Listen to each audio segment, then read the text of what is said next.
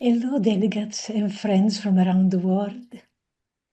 Welcome to this very special session of the Global Women's Congress, which we have opened to the public.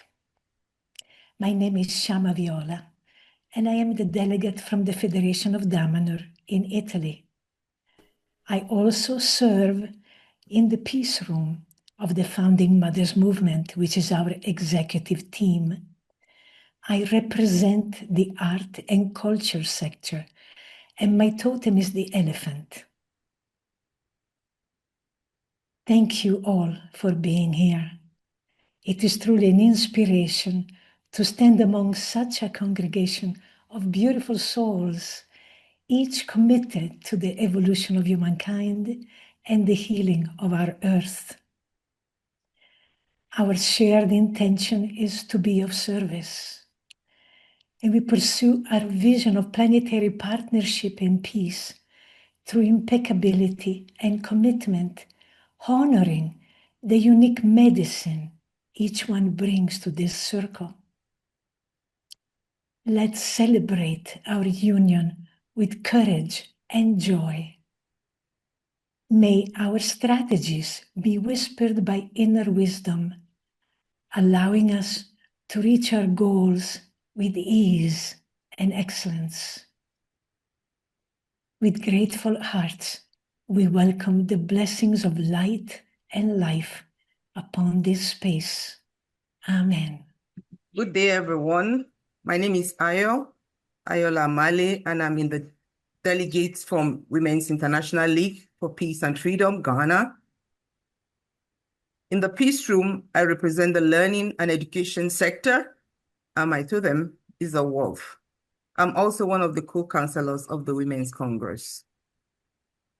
As Shama mentioned, today is a special session of the Global Women's Congress, because normally these sessions are private. In order to attend the Women's Congress, we ask that your group first become a partner of Founding Mothers Movement, and that each group appoint its delegate. Currently, we have about 150 partners around the world and 100 delegates. Founding Mothers Movement launched in 2024 with a mission of creating a female-led meta-unity movement focused on planetary partnership and peace. Our goal is to unify the women of the world and grow a new Global Women's Congress. The original International Women's Congress met for the first time in Paris in 1878. That Congress continued to meet until women in England, the US, and Europe, and the European nations won the right to vote. The original Congress also focused on stopping World War I, and their peace work is legendary. Now we are building a Women's Congress for the 21st century. Building a Women's Congress for the 21st century is vital for achieving global economic prosperity, enhancing policy effectiveness, and ensuring social justice. While women comprise half the global population, they currently hold only 26.5% of parliamentary seats and 22.9% of ministerial positions worldwide. The importance of this structural shift includes driving economic growth, unlocking potential, closing gender gaps, prioritizing social and legislative reforms so that gender-specific issues such as women in power who are consistently championing legislation for healthcare, education, and social welfare. Ending violence, increase female representation, and statistically, that correlates to stronger laws against gender-based violence, sexual harassment, and child marriage. This, for us, is a win. Women still do not have gender equity, and the world still is at war. We intend to change that. Slowly but surely, we're building the new Global Women's Congress, and we're happy that you have joined us for this 19th session. Today, we are honored to present two world-renowned guest speakers, Rivera and Chief Phil Lane Jr. But first, we want to share a video with you that summarizes what the Founding Mothers Movement has been doing over the last year and a half since we launched. In this video, you will see the Founding Mothers Movement has achieved much in a small amount of time. Yes, we have been very busy. The values that the feminine brings, the values of peace, of love, of justice, of partnership, of community, of collaboration, of beauty. These are things that the masculine paradigm has left out, and those values are not being represented because the women are not being represented. You can't leave a crying baby alone. You have to, oh, pick it up, you're so cute. We are hormonally programmed to love it. We think, oh, my child matters. But the love that will save the world cannot just be the love for your child. It has to be the love for all of our children. By addressing the gender aspects of conflict and integrating feminist perspectives into global agenda, we can create a more equitable and peaceful world. We're very, very proud of the Founding Mothers Proclamation. That is an extension of the Mother's Day Proclamation, which was actually the fuel to start the first International Congress of Women. We looked at Julia Ward-Howe's proclamation and we've updated it. It's called the Founding Mothers Proclamation. It's on our website. Please go look at it. Please go read it. It was Afghanistan. It was the Taliban. When they were removing all the rights from women, nobody did anything to protect them. Without gender equality, we are kidding ourselves if we think that we can possibly move into a world of peace, of prosperity, and of sustainability. That divine feminine energy, that divine feminine principle, that energy of creation is critical to the health and the harmony of our planet. Motherness, it produces empathy. Well, it doesn't just produce empathy, does it? It produces fierceness too. When I think of the teenagers I woke up and got out of bed early in the morning, it wasn't empathy that got them out of bed, it was my fierceness. This is a revolution in consciousness. There is a waking up. You know, it's why the status quo, if you want to call it, that's why the oligarchs keep pushing against woke. Because we are waking around the world. People are waking. We are woke.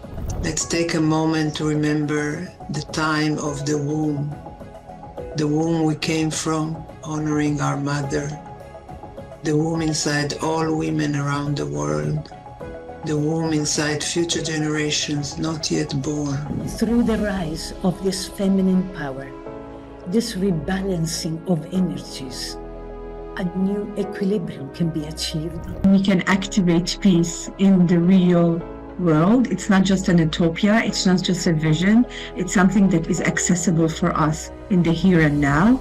If we are allowing our feminine nature, and feminine for woman and man, the feminine that come to balance the masculine and be holding the compassion, courage, creativity that is our birthright.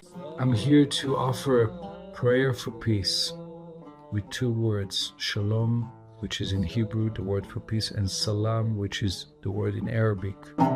Shalom. We're told that we just need to get through life and get through the hard things so we can figure out the joyful things. I don't think that's true. I think that life is joyful if we let it be joyful. We can truly be happy as we allow our love to grow. We engender and plant and grow and water more love. When we break out of those boxes and we take on our true identity as the founding mothers of this world, and we do it, we don't just call for it. This is what we are doing here. This is why I'm so grateful to be here, that we are standing for love and who we are capable of being as those who have found our mother. Why women hold the key, to the paradigm shift. From birth, nature has set women to be able to take care of the world. It's not our own, nature's doing. Lasting solutions to the critical issues facing us on Earth. To bring them from the great source, bring them through our wombs and our hearts from the great source of life itself. There's no excuse left We are facing the worst evils of a U.S. government with none of the pseudo-humanitarian pretenses. If people cannot object to genocide and terroricide now, when can they? 1,000 points of light operating in silos will not change the world. But those same points of light, once unified, contain the power to finally shift the paradigm. I'm speaking on behalf of the Founding Mothers movement. We know from neuroscience that we have to pay attention to family, because that's when we learn violence. Women are paid less, women have less opportunity, and women can't even have control of their own bodies and their own environment. The Founding Mothers movement is designed to create a Congress of women who can come together and start to really get their voices to make a difference in the world. Hi, all you attendees of the first Congress of the Founding Mothers Movement. Founding Mothers Movement. Founding Mothers Founding Movement. Mothers. Founding Mothers Movement. The ultimate goal is to get the Founding Mothers Proclamation law, so that women, regardless of where you are, regardless of what government claims to have authority over you, women have rights. Look. We will do anything to protect our babies, and we will do anything to protect our babies yet to be born. Hello, everyone. My name is Laura George, and I'm the delegate from the Oracle Institute in Independence, Virginia. I serve in the Peace Room representing the justice and governance sector, and my totem is Lady Liberty. I'm also one of the co-counselors of the Women's Congress. The video we just watched provides a good overview of the many people who are working to build the mother of all movements. Already, our coalition is large, and we're still growing. Our mission, planetary partnership and peace. And we believe the key to anchoring this vision is women. Why? Because when women are at the table, whether it's a boardroom table, a school table, a governance table, or the kitchen table, decisions change. Decisions become more compassionate, equitable, and inclusive. Children are protected, communities are protected, and personal freedoms are protected. Yes, right now we need to focus on freedom and democracy. There are many elements to the poly crisis, but right now human rights are being violated at a frightening pace. At the end of the 20th century, the arc of justice was clearly pointing in the right direction. And by that, I mean a progressive direction and a world that works for everyone. But since the start of the new millennium, global oligarchs and authoritarians have been taking us in the wrong direction, toward a dystopian vision of globalization that feeds on corporate greed, a permanent serf caste, racism, misogyny, and desecration of our beloved Mother Earth. It is high time for the women of the world to say no. Not on our watch, not in our countries, not in our communities, and not in our homes.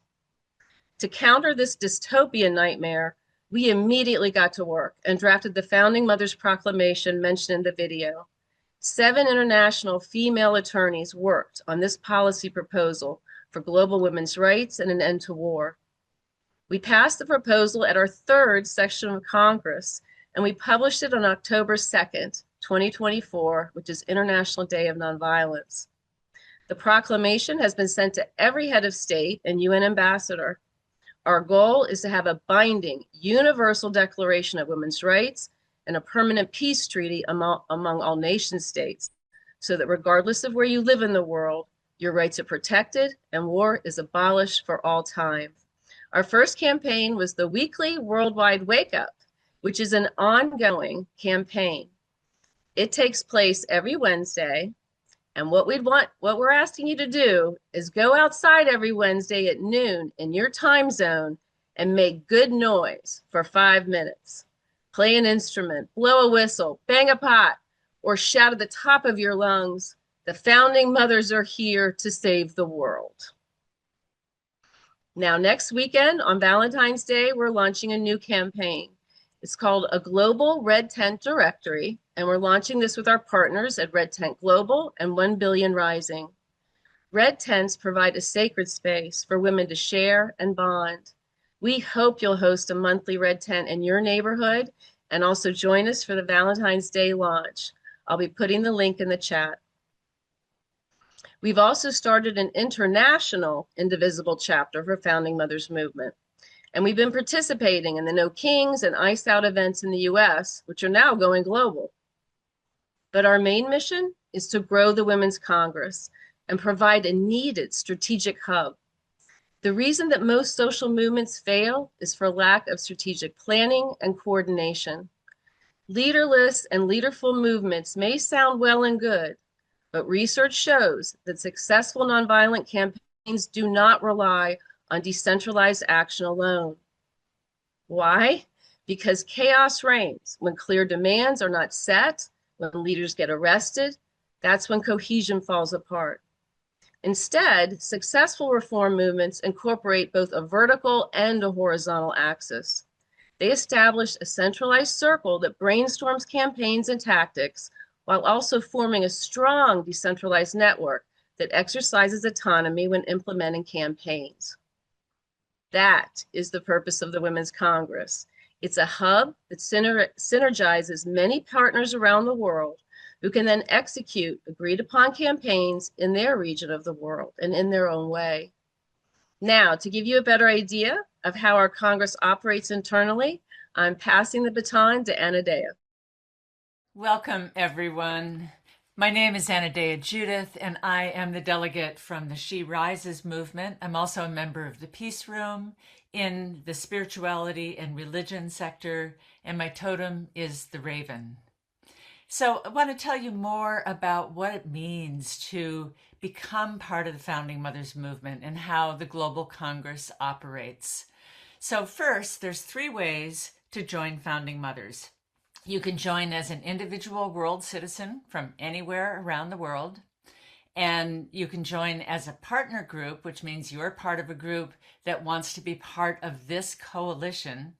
And you can also, as a partner group, send a member of your group as a delegate to our monthly Congress.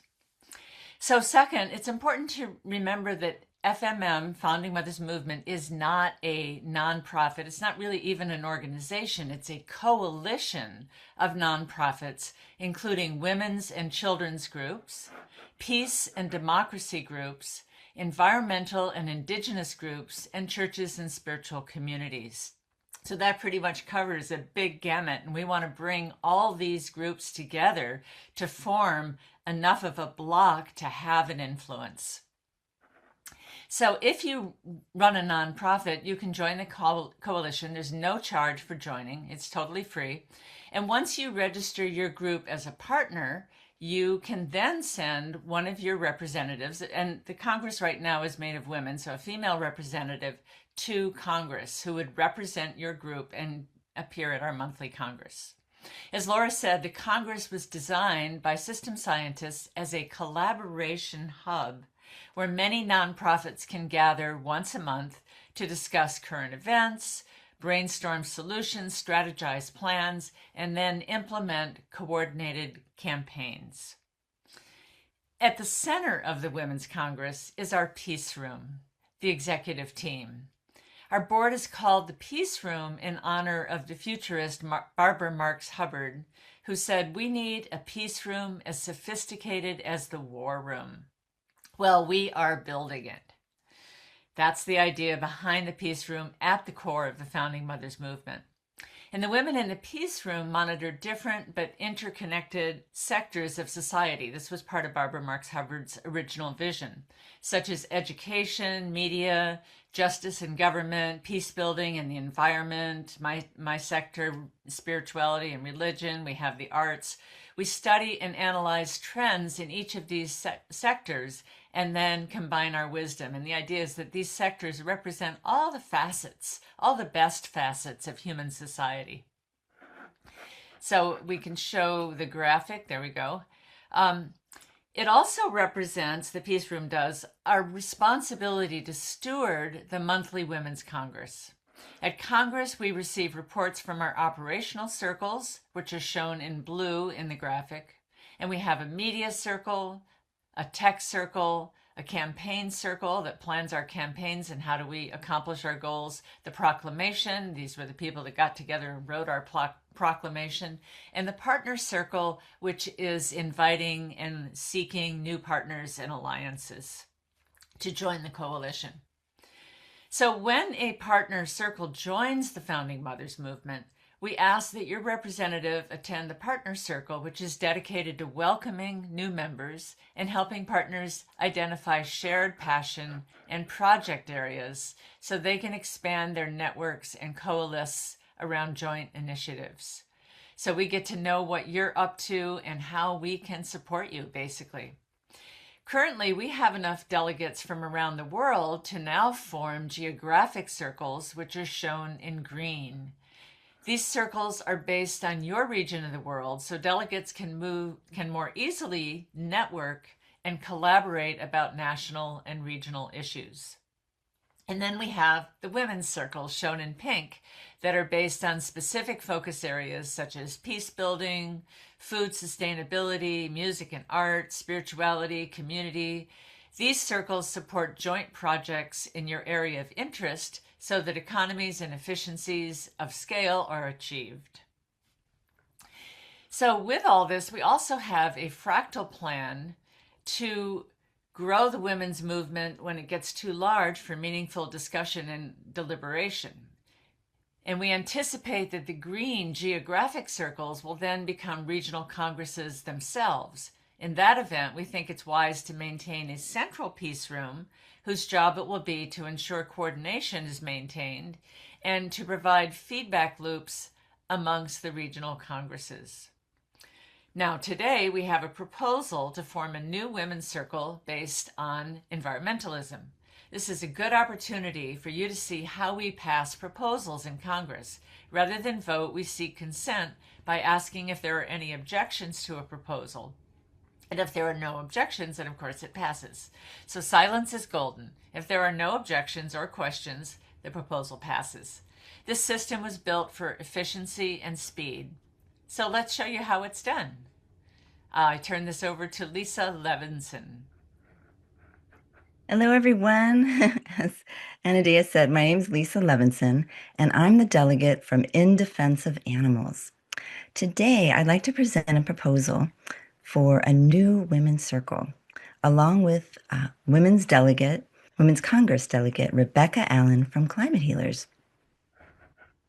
The Earth is facing a convergence of interconnected environmental crises that threaten the natural systems upon which all life depends. All of life's support systems, air, water, and nutrition, are in jeopardy. We call upon the women of the world to affirm all aspects of life on Earth as vital connections for all of humanity. Climate change, greenhouse gas emissions, fossil fuels, deforestation, the industrial complex, and agriculture are destabilizing weather patterns and intensifying droughts, floods, and fires. At the same time, biodiversity is declining at unprecedented rates as habitats are destroyed, ecosystems are polluted, and species are exploited, thereby weakening the ecological foundations that support food production, clean water, and clean air. Land degradation and deforestation further undermine planetary stability by releasing stored carbon, disrupting water cycles, and reducing soil fertility, while freshwater systems are increasingly stressed by overuse and contamination of rivers and aquifers. Oceans face mounting pressures from warming, acidification, fishing, and plastic pollution, threatening marine ecosystems and global food security. Across air, water, soil, the toxic pollution and synthetic chemicals accumulate faster than ecosystems can safely absorb them, creating high risks to the environment and to the health of all beings. These challenges are reinforced by unsustainable food systems and overconsumption that drive land use change, water depletion, and waste, while failing to equitably nourish the global population. Our goal is to educate sustainable land and water practices rooted in reciprocity, respect, and responsibility to future generations. In this moment of extreme ecological crisis, we propose that the Founding Mothers Movement affirm Earth stewardship grounded in care, justice, and responsibility. It is our duty to restore Earth's life support systems and protect the well-being of present and future generations. At this time, I formally propose that the Women's Congress approve the formation of the Environmental Women's Circle. Are there any positive or paramount objections? Please use the raise hand function if you have an objection.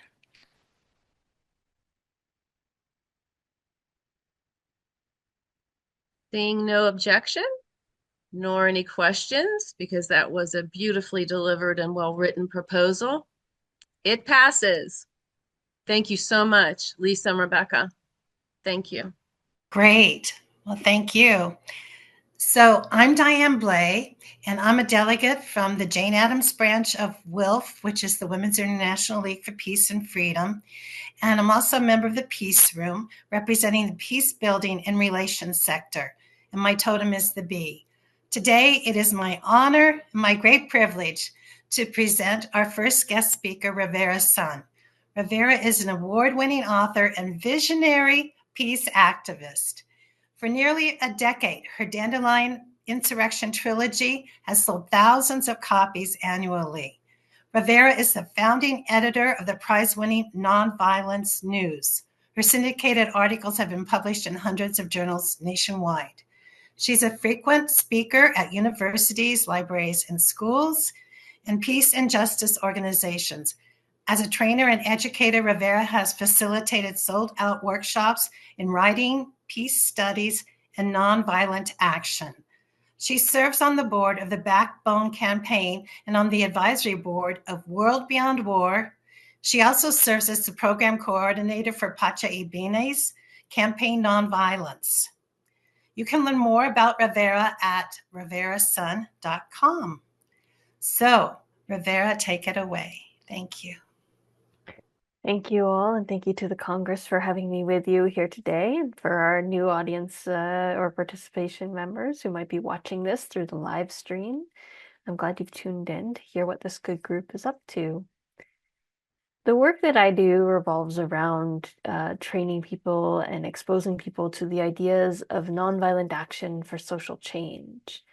And we know that this field is your best bet for success. If you want women's rights, if you want racial justice, if you want environmental justice, if you want democracy, if you want peace, the tools of nonviolent action, things like boycotts, strikes, sit-ins, occupations, blockades, protests, vigils, marches, shutdowns, walkouts. There's actually a list of over 300 different methods of nonviolent action, are the way to go. We know that compared to using violence, they're twice as effective. They work in a third of the amount of time, and they have a fraction of the casualty levels of an armed conflict, as many of us tragically know from our experiences around the world. So in using these powerful tools, the most powerful tools humanity has ever come up with, honestly, we need to study them as much as we can and understand what makes them work and what makes them fail, because it's not a magic bullet. Nonviolence doesn't always work, right? So it's to our advantage to learn how to use these tools wisely. One of the things that we're going to look at today is the idea of organizing structure, as Laura said earlier, because nonviolent movements succeed because people participate in them. And not just showing up for a meeting, but actually making changes in their everyday lives, either to stop doing something that's expected, like going to work, going to school, going shopping, or to do something unexpected, like to show up in the streets and demonstrations, or to all speak out about an injustice and refuse to be silent about it anymore, or to set up a roadblock in the middle of the street and refuse to let traffic pass until your demands are met. So in doing this, there's a high level of coordination that's required for this. We've had movements around the world experiment with all sorts of organizational styles, from completely decentralized, meaning nobody's in charge, everybody just does whatever they want, to completely centralized, where even one person is saying, go here, do that, and go on strike now. What we found is in the research is that neither of those extremes is the most successful way to organize your movement. Each one has vulnerabilities. If you're too decentralized, lots of people can't figure out what's going on. Lots of people take action that isn't wise or isn't strategic or isn't well enough coordinated with the large numbers of people to pull it off.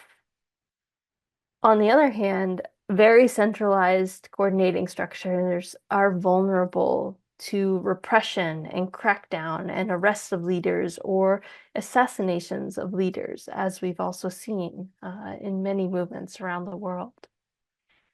So one of the things we can think about is what is a happy blend of those two ideas? How do we take the best of both worlds and leave behind the vulnerabilities of each world? Well, one of the ways to think about it is to think about coalition building, right? So to form alliances with like-minded organizations so that if one of your organizations gets targeted and swept up in arrests or lawsuits, then another organization can step to the fore. The other ways to think about it is to have nested structures. So you have local coordination, regional coordination, national coordination, and international coordination, each of which has some degree of autonomy in terms of coming up with tactics and strategies, bringing people together, training them, and deploying them into the struggle. So there's no one single structure that we can say, this is the only one that works, or this is the perfect one that works. But what we can say is that finding a balance between these two ideas will make your movement more resilient. We can look at examples from around the world and how they've coordinated what they've pulled off. Behind me on the wall is an illustration of the women of Liberia's mass action for peace in 2001 to 2003, in which the women who had already suffered through one horrific civil war decided as the second civil war broke out that they would take a stand together for peace. And not just the Christian women, but the Christian and the Muslim women, who historically had had many disagreements and many divisions between them.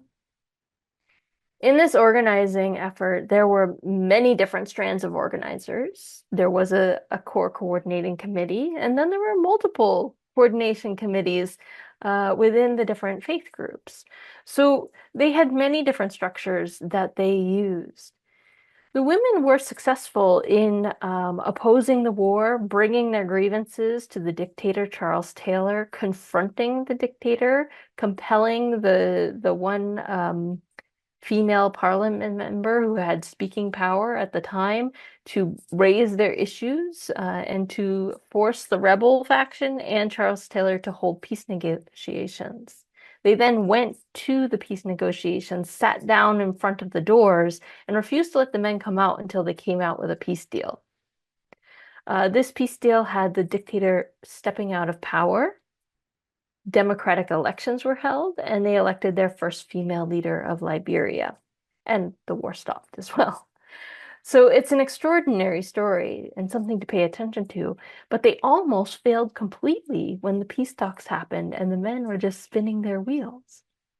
The dozens of women, close to, I'm not sure quite how many there were, had to make a decision right there on the spot.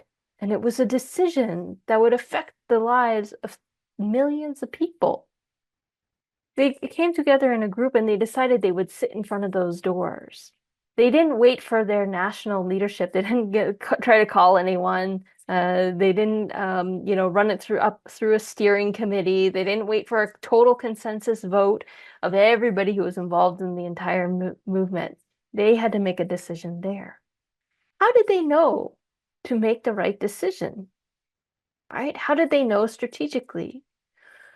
This is because they had a sense of strategy. They had a sense of their conflict, and they had enough people who knew what they were doing in that moment that they could make that decision in a smart way. Another movement we should talk about just briefly is Serbia's Otpor movement. This was a student-led movement that rose up against the dictator Milosevic in late 1999, 2000, and 2001.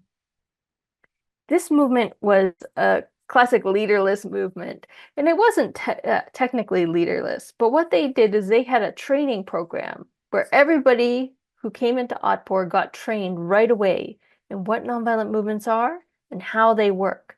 Because their organizing principle was when everyone knows strategy, you start to get strategic behavior, right? So if they wanted their people in the streets in this town and that town to hold strategic actions, to know when to push and when to pull back, then everyone needed to know strategy for nonviolent movements. They needed to know what the goals of Otpor were. So they had a central committee that set goals to begin with. And they needed to have an idea of what the grand strategy was. What are we trying to do and how are we going to generally get there? Then they could improvise on their own in their local movements. So they thought of it like instilling DNA, right? Like a genetic code for their movement into everyone's consciousness so that if they took action in the streets, they knew how and why they were doing it. We've also seen movements like South Korea's Candlelight Revolution in 2016, which had 5,000 civil society groups and organizations in a central steering committee that organized mass demonstrations month after month and week after week until they compelled their leader to step down from power. So these three stories illustrate some of the ways that we can think about organizing our movements and why it's smart to think about them. We know that nonviolent movements need participation to succeed, and it needs to be somewhat proportional to the scale of the changes that you're trying to achieve. So in a local community in your city, this may be a smaller amount of people. In a large nation, like the size of the US, you're going to need the number they look at is if anyone organizes 3.5% of the population in sustained, disruptive, nonviolent actions. So not just marches and protests, but things like strikes or boycotts or citywide shutdowns over a period of time. If you've organized 3.5% of your populace into that, then they've always won their struggle. Almost always. We have one case where that wasn't the case. But generally speaking, in the US, that's for us like 11 million adults. It's a lot of people, but it's not unthinkable. In some ways, we may have close to that number already engaged in actions across the US. And what's needed is a deep national call to action. So in the dandelion insurrection, I think of this as murmurations and flocks of birds. And if you're unfamiliar with that, I'm going to just show a short little video to explain it. They don't have a single leader, but they aren't completely unorganized. They have 4 principles that guide this ever-moving, ever-changing direction, coordinated flight behavior. First, they fly forward because birds don't fly backwards. They stay relatively equidistant. Whoever is in the front of the flock is the leader. They are making the decisions. But when that flock turns, so if your leader turns to the left, somebody else is on their left, and that person becomes the leader. And they also don't leave their wingmates out on a limb. So if some of their fellow birds fly off from the flock, others go with them, or that bird returns to the flock, which you can see in some of the edges of this video. These are guiding principles. These are how each bird knows to make a good decision in the moment. And as you can sometimes see, this flock is actually driving a hawk away from the nests of its young by this coordinated action. A murmuration is not just for fun, although we do think they might train in them. It is designed to unify their collective power, which arguably is smaller than the hawk's violent might, to protect their nests together. So when I think of murmurations as a realistic idea of how we show up in the world today, there are many movements, many campaigns, many actions. And as people who care, we're always showing up here or there or there or there. And how do we make sense of it all? One of the ways we do this is by having guiding principles that determine how, where, and when we show up. And I think that each of us as individuals have them, but also as movements like the Congress, we have them as well, in terms of how you choose when to launch a campaign, like your Red Tent campaign or the other beautiful one that you mentioned earlier.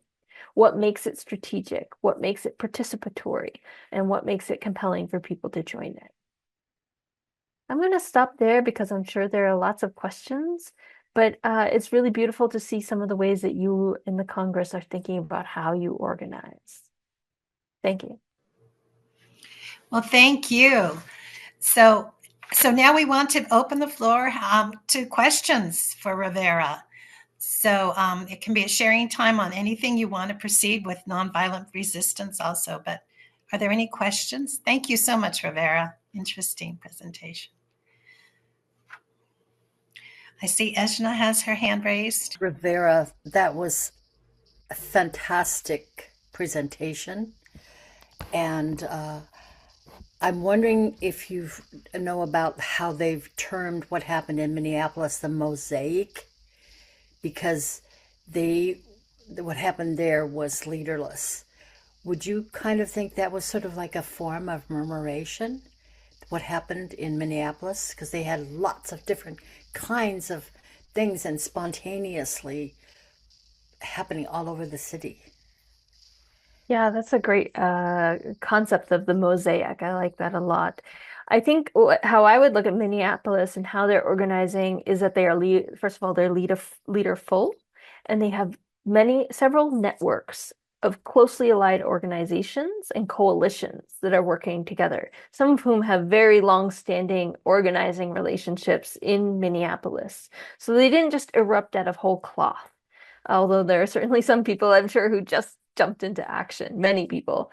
But for example, the immigrant rights networks in Minneapolis have been doing Know Your Rights training, and now are training 2,000 people a week in constitutional observing. Right? The faith groups who have been doing mutual aid and relief work already have mechanisms for doing that, and they have scaled that up to provide relief to impacted immigrant families. This goes on and on for every tactic that you see.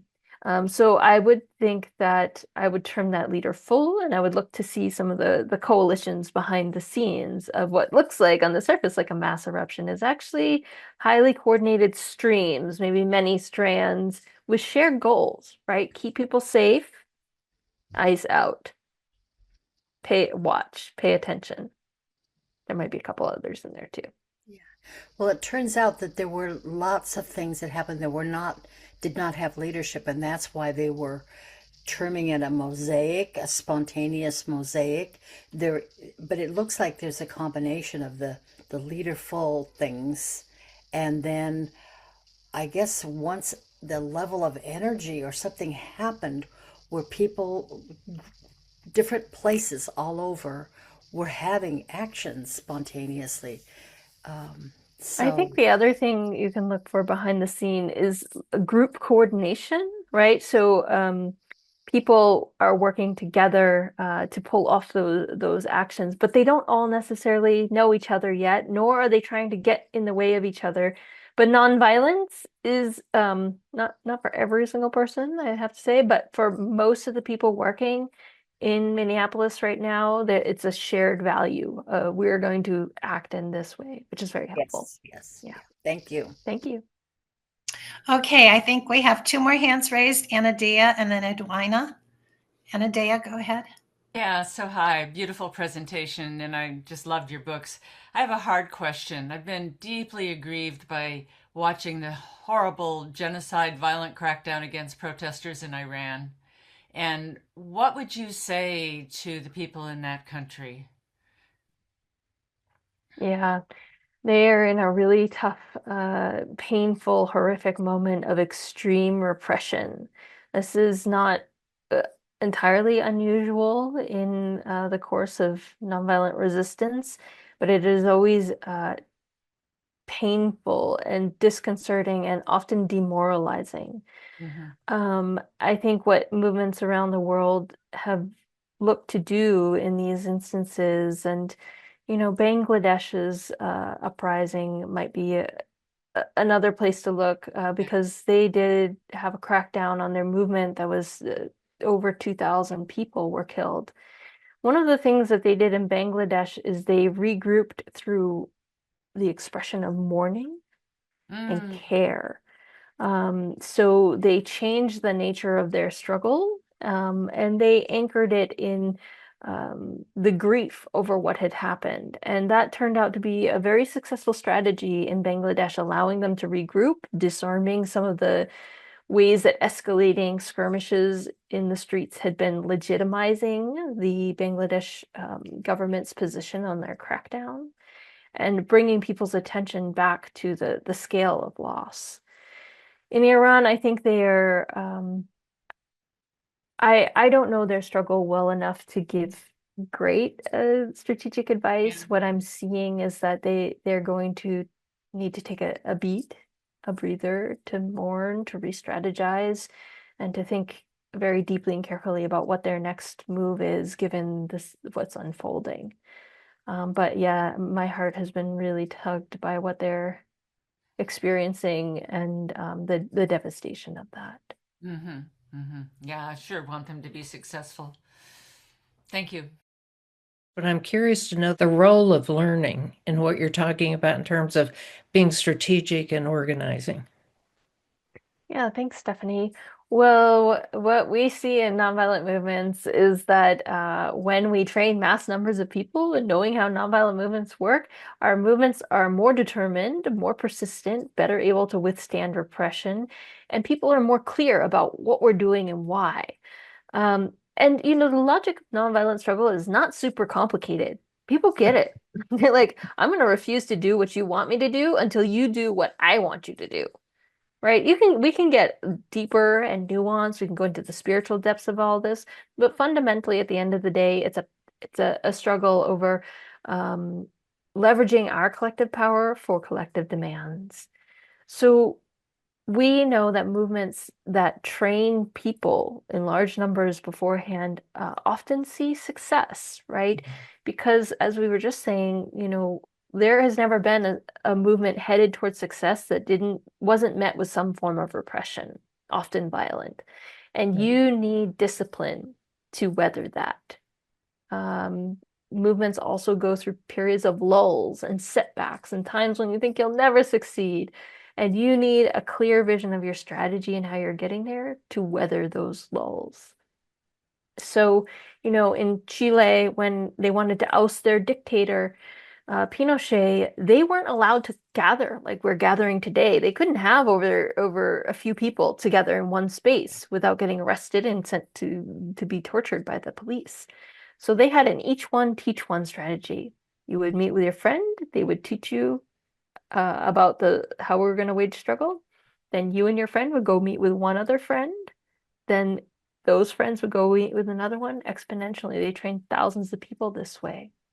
In the Philippines, when they wanted to get rid of the dictator Ferdinand Marcos, the nuns at the Catholic Church did trainings in nonviolent struggle with people long before they saw actions in the street. Yeah. We're moving in that direction. So thanks for that example. If you have a book or something I could read more about the learn one, go to the next person, that's what we're launching. So if there's a source for reading about that, I'd be grateful. I will have to look for that. If it's not Yeah, handy, let not a me think about problem, where just that is. curious. Yeah. Thank you so much. Yeah, thank you, Stephanie. Okay, Rebecca. Thank you. What a fascinating talk, inspiring. I love your analysis. And my question is, have you read about experiences of where food has been a factor? For instance, I've been hearing lately that you control people if you control their food. And I've been thinking about the other way around. If we control the food that they want us to, has that been a factor? Have you seen very many examples of that? Oh, sure. Yes. Well, I mean, famously, Gandhi's Salt March was about salt. And what's really great to know about this and to wrap our minds around is in 1930 India, salt was like refrigerators, right? They didn't have refrigerators. It's how you preserve food. So this was a basic necessity for everyone. And the British had a monopoly on it. So everybody, every single week, had to pay the British to get a fundamental thing that their country was producing at its salt works on their plenteous and large coasts. So, the Indians called the tax laws the odious tax laws. It was a common grievance among the people that they had to go pay for this salt and pay it to the British, no less. The British were making a ton of money off of this too, as you might imagine. They had a population about the size of 320 million. That's like our size back then. So when they told the Indian people that they were going to march to the sea and then they were going to start making their own salt in defiance of the salt laws, they engaged in an act of mass civil disobedience for a fundamental food necessity. This set off a cascade of things that happened. Of course, the British tried to crack down and stop them, right? Stop them from making salt, from selling salt, from having protests and marches in support of them making salt. They tried to impose curfews to keep people out of the street. Every time they imposed a new law having to do with the salt campaign, the word came from the coordinating committees, because it wasn't just Gandhi, defy it. Break this law. Break this law. Break this law. At the end of the salt campaign, you know what? They had whole negotiations and they didn't even win the right to make salt. It was kind of crazy. But what they had won was the willingness of hundreds of millions of Indian people to defy British rule. And that was really the beginning of the end for the British Empire in India. So I could go on and on. There are actually many, many stories. And I do say that I got my start in nonviolent action here on my family's organic potato farm, picking potatoes and rebuilding the local food economy as a constructive program, the ways we build out the solution, even as we're resisting the problems. So thank you. And thank you for your good work. Yeah, thank you. One of the reasons I really, really love the Dandelion Insurrection series is because it pointed out a problem that we've talked a lot about at Founding Mothers, and that is the stumbling block that is left if you win a movement, the vacuum that's left, the lack of coordination for future action, politically, whatever. Could you spend a minute or two talking about that? Yeah, one of the common pitfalls we've seen in struggles around the world is that it's funny. First of all, let me back up. Nonviolent struggle is really powerful. We found that it is really good at kicking dictators out of power and really good at governmental regime change. Many of those movements have not, some of those movements have not fully succeeded because they didn't have a plan for what they wanted to see happen when the dictator left, right? So a power vacuum opened. And one of the fatal flaws has been particularly military factions have come in and they have said, we'll establish law and order, trust us. And they reestablish a military dictatorship on the heels of the previous dictatorship. This has sometimes catalyzed armed factions rising up against them, this sending the country into civil war. In the case of Sudan, which this happened to them in 2019. Also famously in 2011, this happened to the Egyptian revolution against Mubarak. Not the civil war part, but the military faction taking power. So having a plan for what you want to see happen when you kick a bad actor out of power is really vital for the short and long-term success of a movement. And there is a secondary challenge of, even if you are successful in all of that, keeping people mobilized, keeping them engaged. I think in a functional democracy, we want to be having conversations about what does democracy really look like? How do we really practice it every single day? So in the US, for example, we don't just stop this rising tide of authoritarianism and go back to the dysfunctional corporate capitalist system of oligarchy that we had before, but rather we have an engaged citizenry. We don't go asleep at the wheel again. So that's a tall order, and I think we do need to be talking about it more in the United States if we want to successfully come out of the nightmare that we're in. Thank you. Yes, I agree. But anyway, thank you so much, Rivera. Great answers. And our campaigns, we have a campaign circle and we meet on the third Thursday at 1 o'clock, and we will definitely be implementing ideas that you have. So our next meeting is February 19th. Just thought I'd mention. So anyway, okay, I'm going to turn it over to Ejna. Hello, everybody, all my relations. My name is Ejna Fleury, and I'm a delegate from Divine Mother's Love. And I serve in the Peace Room. I represent the environmental sector, and my totem is the turtle. And right now, it's my profound honor to introduce Hereditary Chief Phil Lane Jr. of the Yongtauan, Dakota, and Chickasaw Nation. This year marks 59 years of service, beginning in 1967, in which Chief Phil Lane has devoted his life to uplifting Indigenous peoples and strengthening the well-being of our entire human family. Born in 1944 at the Haskell Indian Boarding School, he has journeyed across the Americas and Asia, Africa, and the Pacific, working with Indigenous communities, elders, women leaders, youths, governments, and international institutions to advance education, healing, and culturally grounded development. He's the co-founder of the Four Worlds International Institute, which for more than 4 decades has helped pioneer holistic approaches to human and community development, rooted in culture, guided by spirit, and committed to justice, compassion, and sustainability. He's also served 16 years as an associate professor of education in Canada, mentoring generations of leaders. Phil Lane's contributions have been recognized internationally, and he was the first Indigenous representative of the WinStar Award, presented by John Denver and the WinStar Foundation. He received the Swiss Foundation's Year 2000 Award for Freedom and Human Rights, and the Ally Award for his leadership in resolving Canada's residential school crisis. And most recently, the Stellar Award for Service to Humanity, presented at the Stairways to the Stars global event in Las Vegas. Throughout his life, his guiding principle has remained constant, that when women are fully empowered, families flourish, communities heal, and the future becomes possible.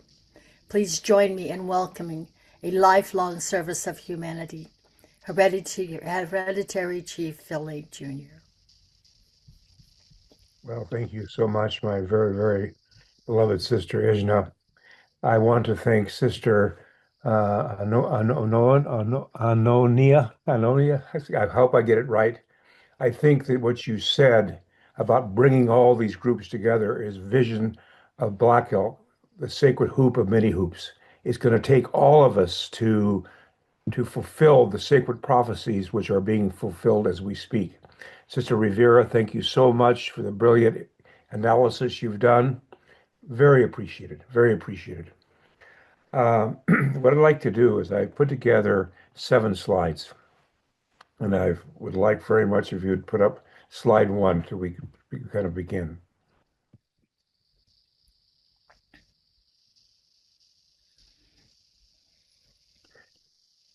I believe this is key. Women and men have always been and will always be equal in the sight of our Creator. No man can bestow equality to a woman. Women have always been equal in the sight of our Creator. They have been from the very beginning of time. And I want to introduce a concept here, which may be something that may be challenging, but I really, from our elders, believe it. Our soul, the soul that transcends this world of time and space, has no gender, has no class, has no ethnicity, has no race, which makes every prejudice whatsoever completely unacceptable. Women have always been equal in the sight of our Creator, and anybody who thinks that that is not true simply doesn't understand history. In history, the only reason in some societies that men have been, let's say, dominant to women is because just simply physical strength and those masculine qualities of cruelty and ego. That is not the reality of this world of time and space, understood from the spiritual understanding. Next slide, please. The denial of the equality of women and men and women perpetuates injustice, violence, and social instability. When we understand that the eagle of humanity has 2 wings, one is man and one is woman, and both wings of that eagle must have equal power and respect, and that's not honored, then we have injustice, violence, and social instability. But it's also, you can take it down, it's also important to understand that at the center, the heart of that eagle is oneness. That oneness is who we are.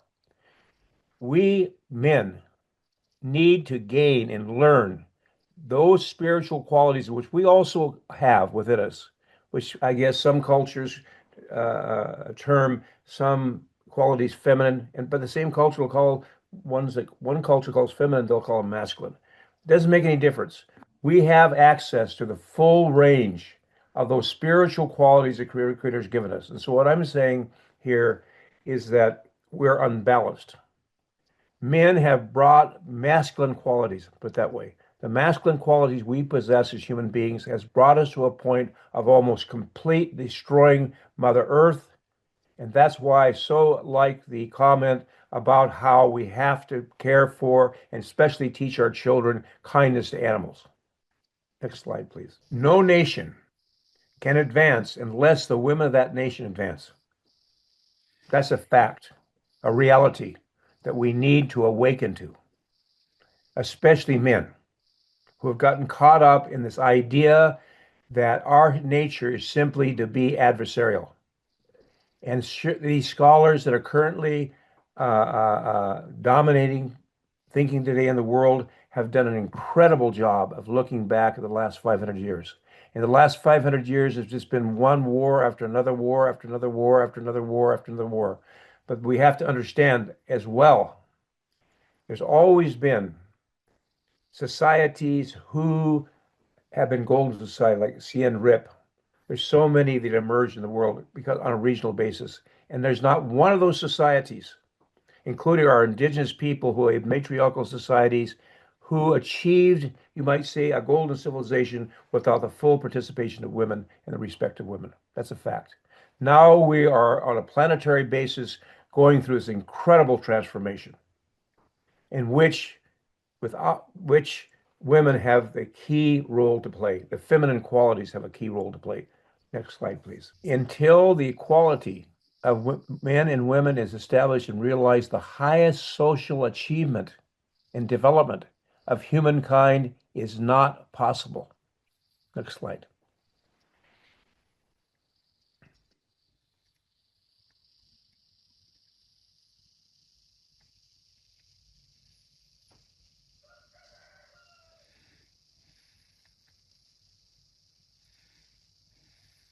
Any attempt to build a peaceful world without the full participation of women is doomed to failure. When we look at the compositions of the United Nations delegates or any other kind of major planetary decision-making body, we do not find the equality of women and men. It's always dominated by men, usually, except, like, for instance, here, where you're bringing together, which, by the way, I really support this, you're bringing together representatives of all women's movements, because it's that unity that's going to cause the wake-up call for all humanity to come together and unify. It's the biggest challenge we have in our indigenous communities. It's the lateral violence that occurs when we have been, you might say, seen as second-class citizens, which we turn to hurt on each other. That can be indigenous people, it can be women, it can be anybody who's gone through challenges like this. And that has to stop. We have to have unity between us, because without unity, we'll continue in the same cycle we're in now. Next slide, please. Again, the same theme. No society can advance unless women are fully integrated into every sphere of human activity, every sphere of human activity, every sphere, every sphere. Next, please. Thank you, Laura, for doing this. Now, this one, I really believe, and I've practiced it, in our family. The education of women is of greater importance than men. For women are the first educators of the child. Now, I'm not saying, by the way, it's the role of women. You can take it down. I'm not saying it's the role of women to be home in the kitchen. I'm not saying that. But there's no way around it. The first educator of the child is the mother, from the very womb of the mom. In our indigenous societies, once we knew a woman was going to give was going to birth a child, that woman was surrounded with absolute peace. She was taught to only touch soft things. So, but go to the child, to listen to the birds, because we knew a sacred being was coming, and we knew womankind, representatives of Mother Earth or herself, were the first educators. Therefore, it's my perspective, if you have a son and a daughter, and you only have enough money to educate one or the other, you will educate the daughter, if we want to really, truly change your society, because women are the first educator of the child. And also, at the same time, is a responsibility of women to raise children who don't buy into the system of war and violence and conflict. Next slide. Maybe the last one. I'm thinking maybe I have one more left or two. Do we have one more left? Oh, no. Actually, That's that was it. the last one. Okay. So I guess my experience has been is that without question, womankind is ascending, just like our indigenous people are ascending. And I want to say this. I really understand, as an indigenous person, the last 500 years that the indigenous people have suffered incredible challenges across the Americas, going from a little over 100 million indigenous people to the early 1700s down to about 15 or 20 million. The greatest Holocaust that's ever happened in the entire world happened right here in the Americas. Now, it's taken me almost 81 winters to come to this understanding, but I do not believe our beloved Creator would punish us for being indigenous people and for following those sacred teachings that we understood them. I do not believe our beloved Creator would punish women, the very foundation of life. I mean, really, my dad used to say, you men don't think you're so important. Women, without women, there'd be no life. And not only that, they need you one night not the other way that he was making a point. Not that men should not be equally involved in the raising of children, but he said they do that for the whole thing after that. They birth birth humanity. So I really want to encourage the founding women's movement. I believe what you're doing, pulling women's many together, different movements together, is incredible. And that the day has come when this will happen. I want to at the same time, somebody mentioned Iran, and uh, back in 1852, there was a woman named Tahareh, and at a gathering they had, I think it was about 1848, in a big gathering, she tore off her veil. Some men were so shocked, they ran away. I even heard some even slit their throat. That this was such a completely different, how do I say it? They just couldn't believe it. So they eventually threatened her either to give up her faith in the belief that women were equal to men or she'd die. And when they came to kill her, she says, "Here, strangle me with," and she gave her own scarf to be strangled. And then she made this statement, which I really love. "You can kill me as soon as you like, but you cannot stop the emancipation of women." 1852. And they strangled her. Thank you, Brother Phil. Thank you. So I'll just leave that like that, and I hope, Sister, I kept it with my time limit. I think you did great. You did great.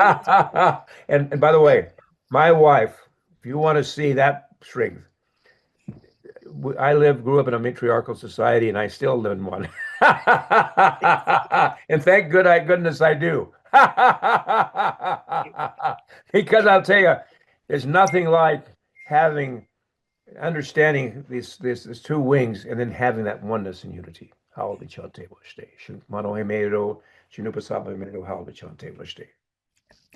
thank you for bringing that quality of the equality, that quality that here in this meeting, this gathering, and that last statement you made just brought tears to my eyes. So thank you. And we'd like to take comments or questions for Brother Phil right now. And I personally, I have this question, my brother, is, and actually it's a question for all of us. Yes. How we start this true equality, and maybe even Rivera could speak to this as well as you, is this has to happen, I think, in multiple levels all over the world. How we really start this equality so that men somehow feel safe and women. How do we start this, bringing this equality forward right now, step by step? Well, I believe that when Tahareh ripped off her veil, and then with great love and knowing that what she'd done was at oneness with the Creator's will, when she so happily went to her final end with that thing around her neck. I believe we're advancing now. I think that we're soon to see, which is very sad because of all the suffering that'll go on, but that we're seeing the results of a male-dominated world, and it's almost destroyed. I mean, we destroyed the environment. We're on the verge of war. And I would say this is happening. And I think that we have to have and know that this new planetary civilization is unfolding, as I've said, cannot manifest itself, which all our native prophecies talk about, cannot manifest itself until there is equality. And it's happening. It's happening as we speak. It's a process, not an event. But just like we can look at when I was born back in 1944, and look at the world today. And it's taken such a short time to get here. I say, my gosh, I look in the mirror and say, how in the world this happened? I mean, it is so quickly. And I know that well, like Crowfoot said, life's like the breath of a buffalo on a cold day, or a firefly on a warm summer night, or the shadows vanishing before the setting sun. That's life. And it's gone that quickly. And when you come to the end of your life, you have to face into what you've created. And those who have brought the world have a lot to face into. So I just say we have to have a great faith and know it will be that because it's always been. This is against the spiritual law of the Creator. We were created equal from the very, very beginning of the time. Very beginning. We have never been unequal in the sight of the Creator, and that Thank you. will be learned. Thank you. So, Andre, we have our Andre here with a question or a comment. Great, Andre. How you doing? Oh, namaste. Hello. Namaste to you. Thank you. Hello, Laura and Diane. Hello, Rivera. I loved your presentation. Yes. And absolutely great peace building. Hello, Chief Lane and everyone. My name is Andre Sheldon. I'm a peace activist and I post for FMM Facebook daily. Two quick questions briefly. I'm a supporter of women leading a peace movement, a global movement of nonviolence. Yes. And I'm a strategist who developed the steps on how to begin the movement, and a supporter of FMM because of their goal to stop war and create gender equality. Absolutely. And the two of the most difficult tasks ever, but most urgent. And so because we are in an emergency situation and war is derailing all the good work, I believe the only answer is women rising up first and uniting as the peacemakers, then invite the men. Women must take the world stage to unite the people everywhere, as Gandhi and King and Rivera would do. The opportunities here right now because of the ongoing wars. Mm-hmm. And so women promoting nonviolence could unite all the movements, peace, climate, youth, labor, indigenous, all religions, the collective power. So I'm a man who believes if women do not rise up because of the emergency, there will be no change. As Chief Lane, you said, the men are destroying the earth and our societies. So women have an advantage. Do we wait until the disaster hits? And second question, if the emergency war was imminent, but we're working on our individual plans right now, but war is imminent and our families are in jeopardy, and women had the opportunity to lead the way, be the ones to make the decision, would you be ready? Do you have an emergency plan? Thank you very much. Peace. Yes. I would say, first of all, I agree with 100% what you're saying. So we're completely at oneness at this. I believe that women have powers that men don't even understand yet. Anytime a people have been oppressed, and especially we see the oppression and still the incredible oppression of women going on in the world. I mean, this idea that somehow women were made of the rib of a man and all this kind of crazy stuff. And somehow they're to serve men and all this insanity. Not that I'm not trying to disrespect anybody's holy books, but it just that in itself is just insane. The fact is that women know men better than men know themselves. When you go, it's just like indigenous people know the oppressor. So I'm sure indigenous women know more about indigenous men because we've gotten caught up in the same process. Even though we had societies, by the way, in our Dakota societies, there was 2 women selected in every camp. If a man misbehaved, they had the right to beat them up in public if they violated women. My great grandfather, Tipi Sapa, Hihawa Chasha, He killed 4 men in his life from a vision. Two of them, one, and this is an exact recorded story. He warned his son-in-law 3 times not to abuse his daughter, not to beat her up. The fourth time he came to in his lodge, and here she was, beaten up again. He didn't say a word. He reached over and got a shotgun. He rode over to his son-in-law's teepee. He walked in and said, "Son-in-law, I've warned you 3 times not to abuse my daughter, and now I'm going to kill you." And kabam, boom, blew him away. Now, we can't do that today, but that's how strongly we felt about respecting women. He also killed another brother-in-law the same way. And afterwards, by our tradition, he had to go outside the camp unarmed all night. And if any of his relatives felt he had done this injustice, they had the right to kill him. But nobody came to kill him. Because we realized that once we began doing this, it would destroy the people. And our people have done that. Look at what's happening to Indigenous women, the missing and murdered Indigenous women. 75% of our Indigenous women report being sexually abused. 75%. This is sick. So it's like the men get abused, and then it's like the man gets abused, he comes and abuses his wife, the wife then abuses the children kick the dog, and the dog chases the cat. I mean,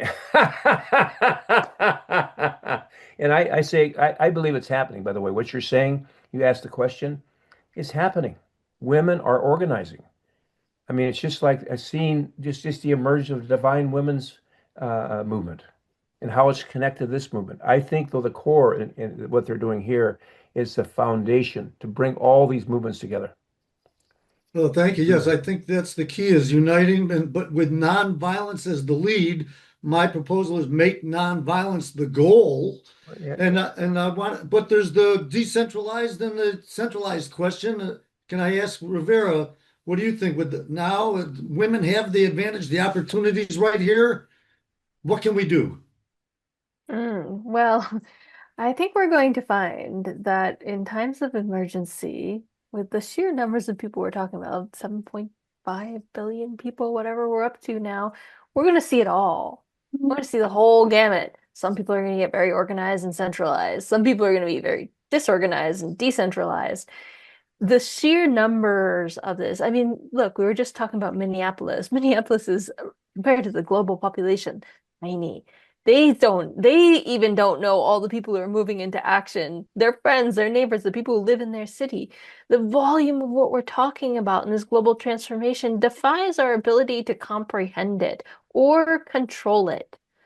I think the best way I think about it for myself is to be part of an ecosystem of change.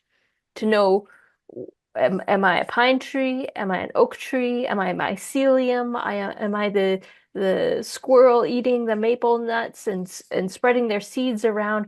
What is my role to do? And what is my organization's role to do? And how can I do it so resiliently that our ecosystem of this beautiful, peaceful, just, equal world that we want with a healthy environment is unstoppable, right?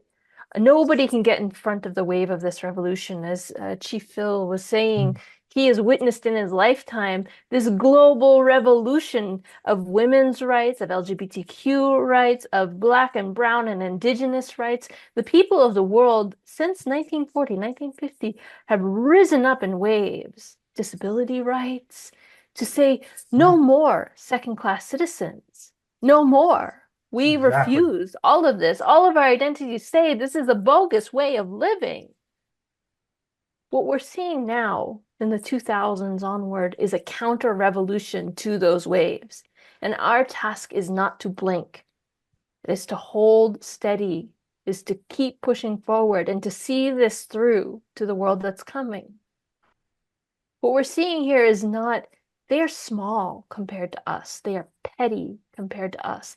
They are the last hurrahs of a 500 years of abuse, as Chief Phil was saying. And the strands of this history is very, very, very clear. right? Our job is to push through. Yes. And as women know, we are very good at breathing and pushing.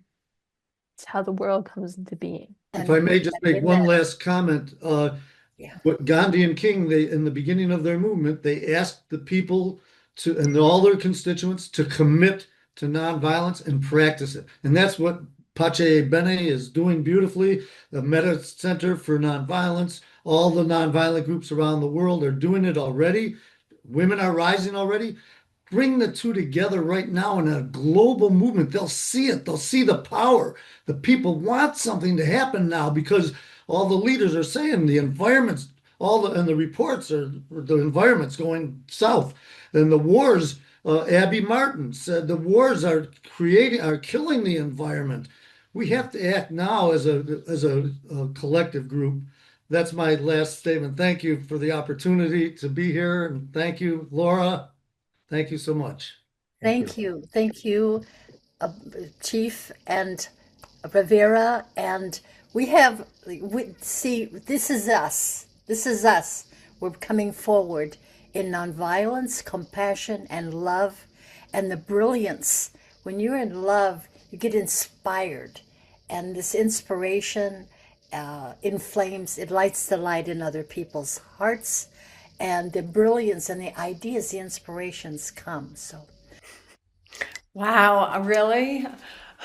This will never close, will only open. So open your hearts, dear ones. And as Rivera, as Chief Phil, as all of you have contributed by showing up, these forests are counseling us. These children are rearranging us. You might take them on a journey and they just in turn ask to go somewhere else. Ask you to come inward. So as Rivera said, don't blink. Please close your eyes down for the moment. Because every blink creates 1,000 thoughts, and the science reminds us we need strategy. We offer a plan, yet can be spontaneous and not rigid.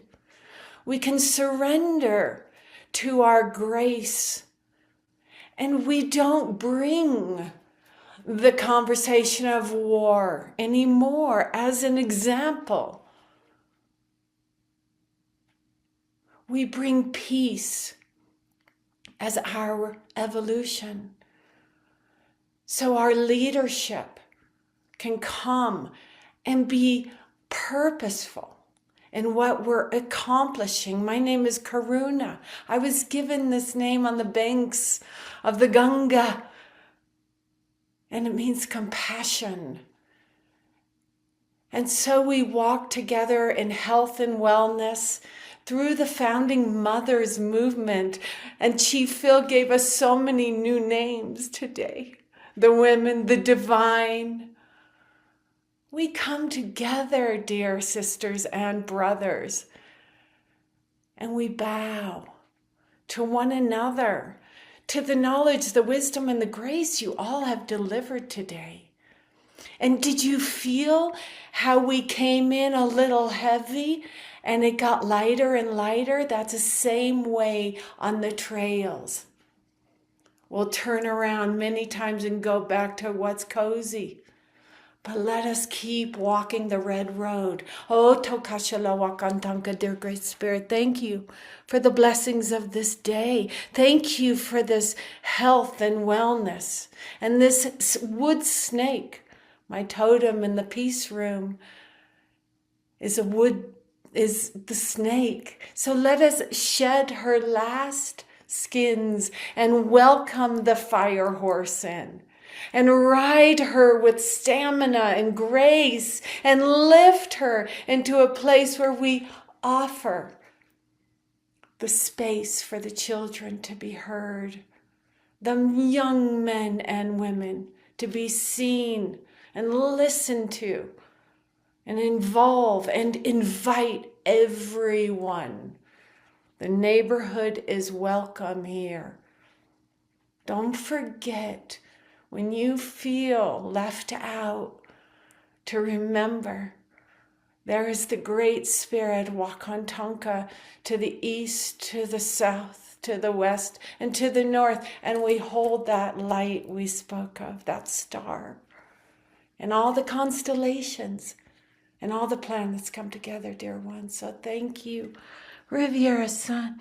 Really, what you've brought, and Chief Phil, what you've generously brought to this circle today, to this Congress. And each one of us are a part of this. So thank you all.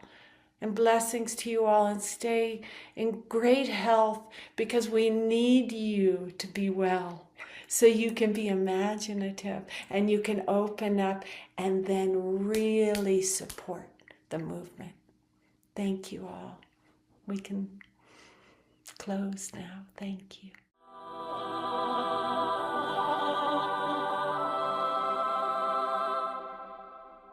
The year is 2030, and the Founding Mothers Movement has successfully shifted the paradigm. We have achieved a great victory. We have fully empowered women around the world, and we have stopped an evil that no people before us were able to prevent. We have entered war. Women now have universal gender equity. Women have bodily autonomy and reproductive choice. Laws are in place to prevent child marriage. Cultures forbid family violence and genital mutilation, and relationships between women and men enter a field of understanding and compassion. For the first time in human history, our precious planet is at peace. The military-industrial complex is now a peacekeeping force, and men no longer are asked to kill their brothers. As a result, there is ample money available for healthcare, daycare, and elder care. Schools are being built around the world to educate all girls. Projects abound and are fully funded to provide novel, green infrastructure and protect the commons. Artificial intelligence is properly monitored and employed for benevolent projects that enhance life on Earth. Now Mother Earth can regenerate. Animal, plant, and ocean life are revived and add to the euphoria of this new golden age. All my relations, one of the original instructions, is a lesson taught in every school, along with mindfulness. There now exists a universal inner knowing that together we can accomplish anything. Planetary governance has reached a new level of inclusion, collaboration, and coordination. The nation-state system yields to regional and local models of self-organization. Intentional communities and cottage industries abound, creating self-sufficient economies. Globalization now means that we are one species with one shared destiny. Personal freedom is intertwined with responsibility, which we gladly share as members of one human family. The news story is told far and wide. Our children know it by heart. Songs are written in its honor. Truth, love, and light reign on earth. As above, so below. Join the Founding Mothers Movement and help transform the world. Woo! Thank you all so much. Thank you. Thank you all. Thank you. Thank you so much. Thank you. Thank you. Thank you to our guests, all of you. Yeah, our next Congress will be March 7th. And so anyone listening who's got a partner group to join and a delegate to send, we can't wait to meet you.